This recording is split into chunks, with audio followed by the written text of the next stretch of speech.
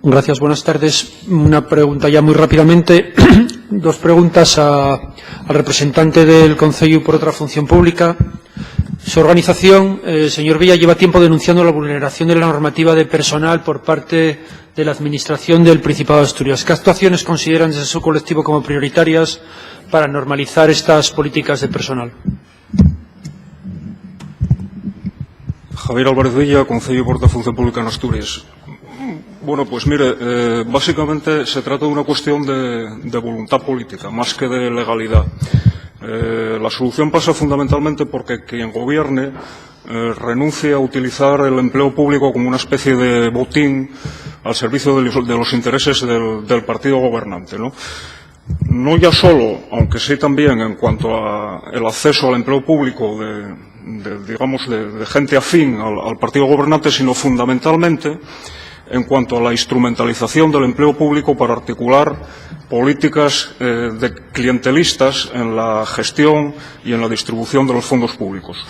Por tanto, yo creo que la clave para solucionar los problemas que tiene el empleo público en Asturias no pasa tanto por reformas o por una nueva ley de función pública, que sí necesita algunas modificaciones y algunos cambios importantes, sino por la aplicación que se está haciendo de esa ley de función pública. La ley de función pública asturiana, que es del año 1985, sufrió una serie de modificaciones posteriores, 8 o 9, es una buena ley. Es una ley que desde el punto de vista de los principios y de los procedimientos es perfectamente defendible. ¿Cuál es el problema? El problema es la degradación que se hizo de esa ley en su aplicación práctica, es decir, la prostitución de los principios que la inspiran y de los procedimientos de selección y de promoción de personal que se hizo en la práctica administrativa y gubernamental desde la entrada en vigor de la ley en el año 1985, ¿no? Fundamentalmente por lo que se refiere a la vulneración del principio de igualdad de condiciones en el acceso al empleo público y en la promoción profesional.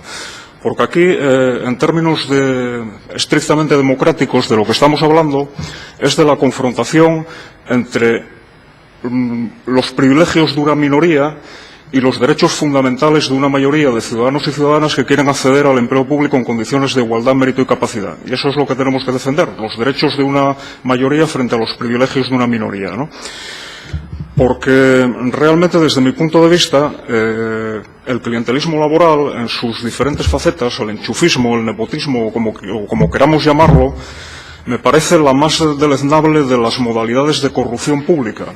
Es la más deleznable de las modalidades de corrupción pública porque realmente con ello lo que se está realizando en la práctica es no solo la concesión de un privilegio económico ilícito al beneficiado o beneficiada de un puesto de trabajo en el sector público, sino lo que se le está atribuyendo es ni más ni menos que el modus vivendi, el medio de vida con carácter permanente a una serie de ciudadanos y ciudadanas privilegiados frente al resto, a la mayoría de ciudadanos públicos que quieren acceder a esos puestos en condiciones de igualdad y que pudieran ser terceros con mejores derechos, ¿no? ¿Habría que hacer algunas modificaciones, y ya termino, de la Ley de Función Pública? Pues probablemente. Es decir, algunas para garantizar fundamentalmente el principio de igualdad en el acceso al empleo público, como digo, es un principio de raigambre radicalmente democrática, pues por ejemplo se me ocurre, habría que modificar el régimen de composición de los tribunales de selección para evitar la práctica ordinaria que ahora sucede, donde la Administración tiene prácticamente una potestad discrecional o casi diría que arbitraria para nombrar a los miembros de selección de los tribunales de selección, los miembros de los tribunales de selección, lo cual proyecta sombras alargadas en muchas ocasiones sobre la imparcialidad e independencia de esos miembros de los órganos de selección. Y muy importante, ya lo dije en mi intervención, es decir, hay que terminar con esa tremenda lacra de la interinidad con porcentajes, o la temporalidad en el empleo público con porcentajes incluso superiores al 20%. Porque eso en la práctica está produciendo problemas tan graves como la utilización de todos esos colectivos como mano de obra barata, la privación del derecho de acceder a esos empleos públicos al conjunto de la ciudadanía, el cuestionamiento de la propia imparcialidad de esos empleados públicos, es decir, que los empleados públicos interinos o empleados públicos temporales son funcionarios públicos con todos los derechos, pero con unas condiciones de imparcialidad tremendamente precarias, porque les falta el elemento sustancial que define la condición de empleado público, que es la estabilidad, ¿no? Y finalmente toda esa precarización tan elevada del empleo público, lo que está produciendo en la práctica es una degradación de la prestación de los servicios públicos esenciales.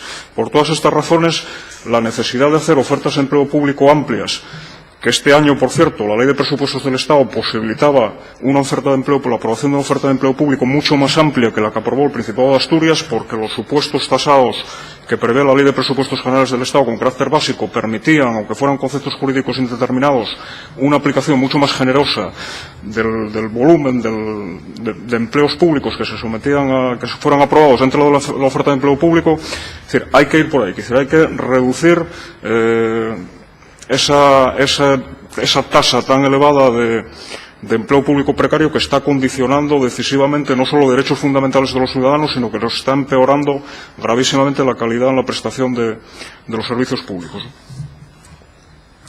Gracias. Otra pregunta. En su intervención criticó antes que el proyecto de presupuestos no identifica las plantillas de las empresas y fundaciones del sector público. ¿Qué habría que hacer a su juicio para ajustar a la legalidad la gestión del empleo público en estas empresas y fundaciones? Javier Álvarez Villa, Concello de Portavolución Pública. Bueno, voy a ser breve en la respuesta. Ya lo adelanté en mi intervención. Fundamentalmente transparencia. Que si resulta cuando menos sorprendente que en el informe de personal que acompaña al proyecto de ley de presupuestos, el sector público asturiano, es decir, los 20 y pico, 22, si no recuerdo mal, entes sometidos a contabilidad privada, sus plantillas no aparezcan en el informe de presupuestos. Es decir, sean una especie de materia oscura. ¿Cuáles son las razones para que eso no se conozca? Por tanto, en primer lugar, el requisito fundamental, transparencia, tiene que conocerse. En segundo lugar, introducir orden en la selección del personal de esas empresas públicas, eliminando la constante práctica de entrevistas y otro tipo de sistemas claramente subjetivos que permiten el acceso paralelo a través de fórmulas manifiestamente clientelistas al empleo público de estas empresas y fundaciones.